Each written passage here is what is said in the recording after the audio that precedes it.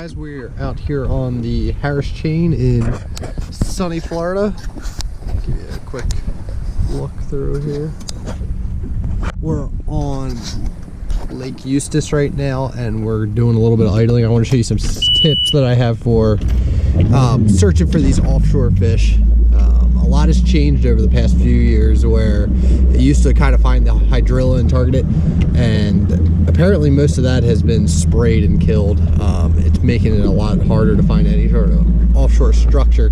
So I'm going to show you what I'm looking for currently and what we found. So right now I'm just kind of idling down the edge of these docks and that Kissimmee grass. I'm looking here, you can see on my side scan. Right now we don't have a whole lot of anything. There's a little bit of a drop right there. You can see where it just the change in color kind of shifts. Catch back up. I can actually zoom this in a little bit. We're at 120 feet on each side, but it's pretty shallow. We're only at 4 foot, so it reads better that way. And now you're going to start seeing, that's the Kissimmee grass edge there. What I'm looking for is this clumps of grass that are, they might be one out here, one over there, that will hold those fish before they stage and go to spawn in that Kissimmee grass or back into a canal, depending on where they are spawning at. Right there's a little drop you can see right there. That could be a higher percentage spot then. You see that's the Kissimmee grass that comes out. So let me go over a couple, actually here we go.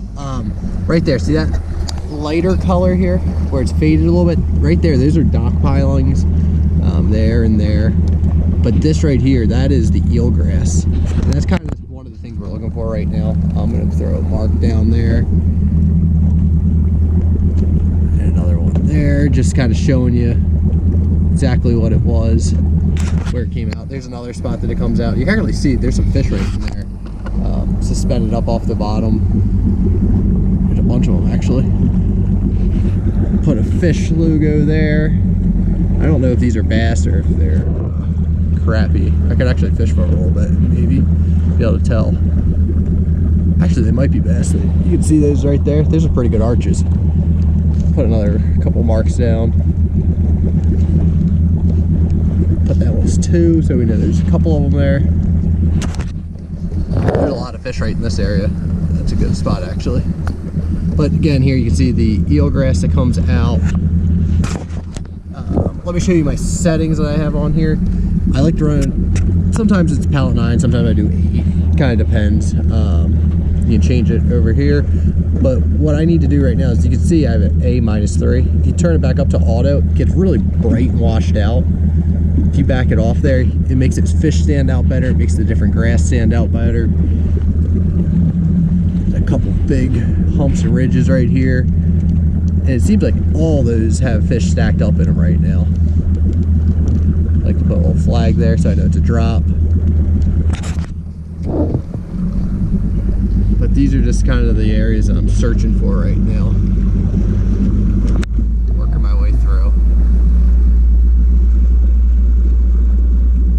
I'm going to take us out next. We're going to go around that point there. We'll kind of search that out in front of that canal, see if there's anybody staging.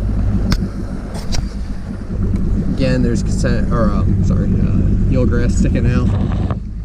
What used to be out in the lake, out here there'd just be clumps of hydrilla, and that's what those bass really like to use to set up. That's when I would throw my rattle trap through there, my chatterbait, whatever I was fishing out deep with, dragging a worm. Could have been anything, but it's definitely going to make the place fish a little bit different when we get here next month. We'll see what we can figure out, but it's kind of looking now. For people that were asking last time how I get that one there clearer, I actually change it. I go to advanced, more options, then you go to palette. It comes on palette 1, but I change it to 13. I think that shows the best color, because it differentiates what's on the bottom if there's grass there or if there's fish down there.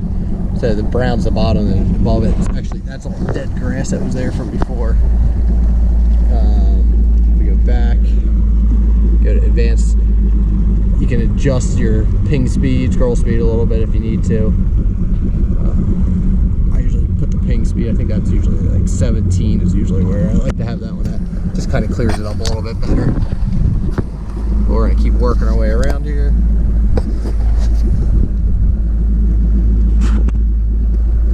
The other thing you can look for offshore is some shell bars. They're usually in areas that have a bunch of current on them. That's what kind of gets those shells to grow, and then the fish get out there and they'll lay on them. They're harder to see on your side scan. Sometimes you can see it as like a darker or brighter white spot, so kind of a patch. Here again, you can see the that's all eelgrass coming out off that Kissimmee line.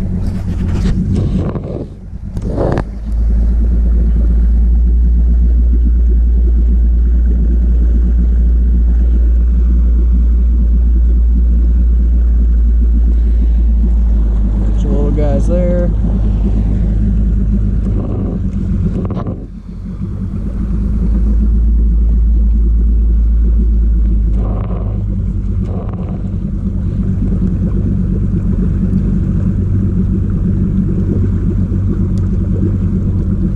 There you go, here's a good example too. That's where I'm kind of looking more so for, when that eelgrass gets out off the bank. I like to mark right down that edge. That gives me a target to cast at. That way I know where exactly the grass line is, and that's where this fish typically set up as an ambush point.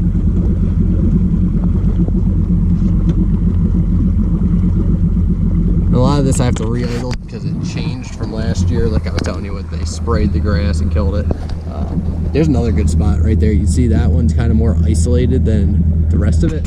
So I like to usually put that there. I'll put a mark down. I'll call it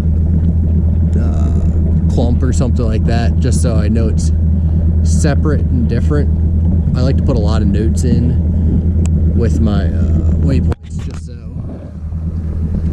when I come back I know what I was looking at. I also like to go through, because you have all these old waypoints where the grass used to be, and I'll go back through and actually delete those old ones and get them out of the way.